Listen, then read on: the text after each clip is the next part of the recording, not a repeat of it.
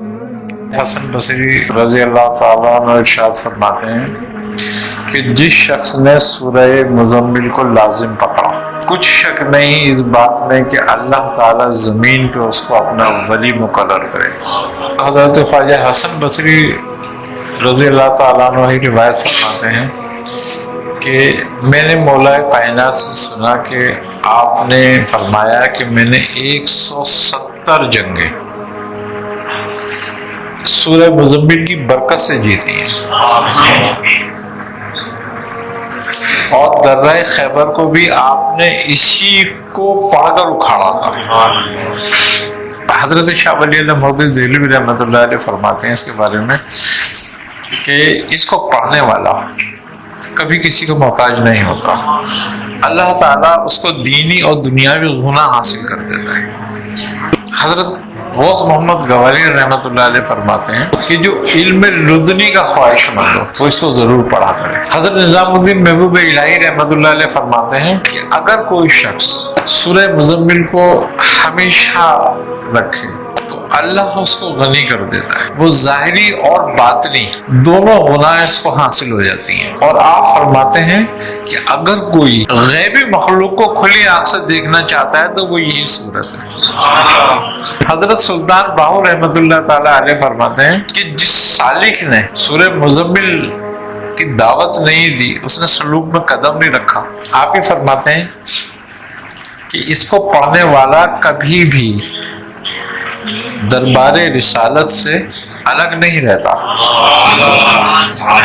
یعنی کہ اگر وہ چاہے کہ میرا داخلہ دربار رسالت تک میری رسائی ہو جائے تو اس کو لازم پکڑ لیں گے۔ حضرت خواجہ حسن بصری اور حضرت محبوب الہی رحمۃ اللہ علیہ، یعنی کہ حضرت محبوب الہی حضرت خواجہ حسن بصری سے اس کی روایت کرتے ہیں کہ آپ فرماتے ہیں کہ خواجہ حسن بصری نے فرمایا کہ میں نے مولا کائنات سے اس کی روایت کری کہ محبوب الہی رحمۃ اللہ علیہ فرماتے ہیں کہ جب یہ سورت نازل ہوئی ہے تو سبز خط میں لکھی ہوئی تھی اور اس کے ساتھ چاروں فرشتے آئے تھے۔ تو آپ رسول خدا صلی اللہ علیہ وسلم نے پوچھا کہ جبرائیل آج اتنا اہتمام کیوں ہے؟ تو فرمایا کہ یا رسول اللہ آج اللہ نے آپ کی اور آپ کی امت کے لیے تحفہ بھیجا۔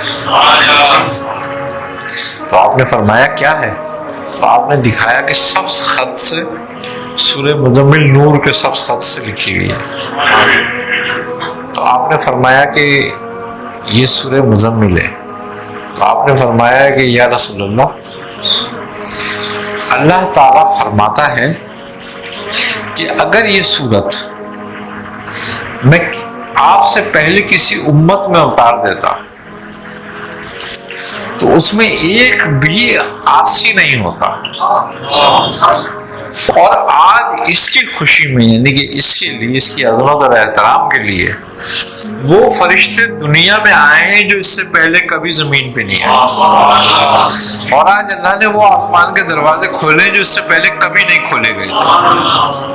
حضرت نظام الدین محبوب الہی رحمۃ اللہ علیہ کے اقوال میں ہے کہ اگر اس سورت کو قبرستان میں کسی قبر پہ کھڑے ہو کے ایک دفعہ پڑھی جائے اور اس کو ایصال کر دیا جائے اس کو، تو 300 سال اس مردے پہ عذاب نہیں ہوگا۔ ایک بات تو یہ کہ قرآن کی ہر سورت کی اپنی ایک برکت اور خاصیت۔ ہم 114 صورتوں میں کوئی بھی صورت اگر پکڑ لیتے ہیں تو وہ کلام حق ہی ہے اور وہ حق تک ہی لے جاتا ہے۔ بس فرق اتنا سا ہے کہ اگر ایک مرکز ہے، مثال کے طور پر کہ بھئی صدر مرکز ہے، سب نے صدر آنا ہے تو نعت کے ناچے والے دیر سے پہنچیں گے اور گارڈن والے جلدی پہنچ جائیں گے، پہنچیں گے سارے وہاں پر۔ تو یہی حال ہے صورتوں کا کہ ان کا جو مصدر ہے اور منبع ہے وہ تو ذات حق ہے، تو جانا سب نے وہیں تک ہی ہے۔ دیکھو کلام کوئی بھی ہے جس کو ہم باقاعدہ ورد میں رکھنا چاہتے ہیں یا اس کی باقاعدہ مدامت کرنا چاہتے ہیں تو اس کے لیے بزرگوں نے فرمایا ہے کہ باقاعدہ اجازت لو۔ اجازت سے پڑھو.